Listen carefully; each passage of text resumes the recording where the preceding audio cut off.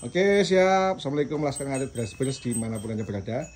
Jadi hari ini saya berada di salah satu kandang yang induknya super sekali Laskar Ngarit. Nah, kendalanya adalah kelahiran sebelumnya induk ini dia distokia, mengalami malposisi, malpresentasi sehingga harus ditarik.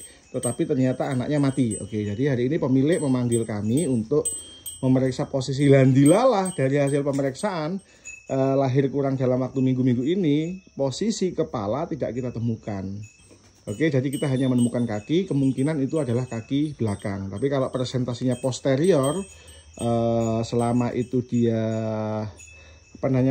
ventral pelvis masih oke. Jadi selama murab si bayi ini itu masih banyak kemungkinan untuk bisa lahir secara normal tanpa harus dibantu. Itu kuncinya. Nah, tapi yang perlu karena tadi saya manipulasi itu tidak menemukan kepalanya di kanan kiri.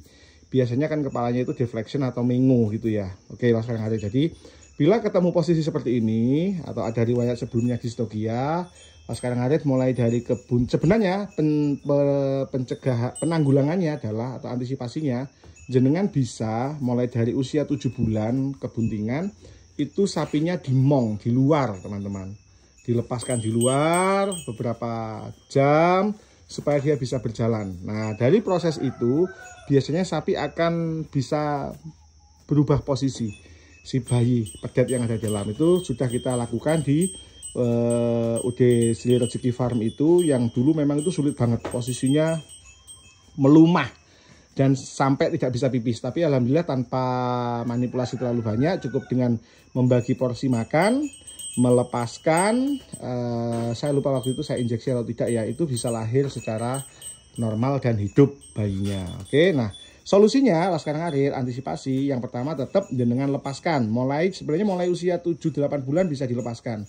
Yang kedua, pemberian porsi pakan sebenarnya bukan dikurangi tetapi dibagi, Laskar Ngarit ya. Jadi misalkan 10% dari berat badan, anggap misalkan dia 3 kintal, dia sehari makan 30 kilo, biasanya 30 kilo hijauan ini jenengan berikan 2 kali biuk pagi sama sore atau 3 kali biuk pagi, sore sama malam. Nah, ini bisa jenengan cicil pagi, siang, sore, malam, subuh, seperti itu. Jadi porsinya tetap masuk, tapi volume yang masuk setiap makan itu sedikit demi sedikit biar dia tidak kekenyangan. Karena bagaimanapun juga yang namanya pedet di dalam, kalau dia terdesak sama makanan yang selalu kenyang, dia akan sulit untuk berubah posisi, Pak Bos. Ya itu ya manfaatnya ya teman-teman.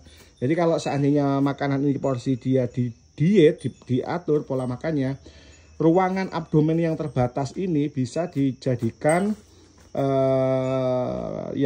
kalau dia nggak terlalu kenyang, rodok kosong istilahnya perut, dia ada stand bagi bayi untuk berputar. Ditambah bayi ini induknya dilepaskan, jadi dimong, jadi dia bisa kenduk seperti itu, Laskar Ngarit. Yang ketiga, selain melepas dan mengatur pola makan, mendekati kelahiran kira-kira sudah bulan ke 9 genap, 9 bulan 1 hari, 9 bulan 2 hari, bisa dilakukan pemeriksaan perektal.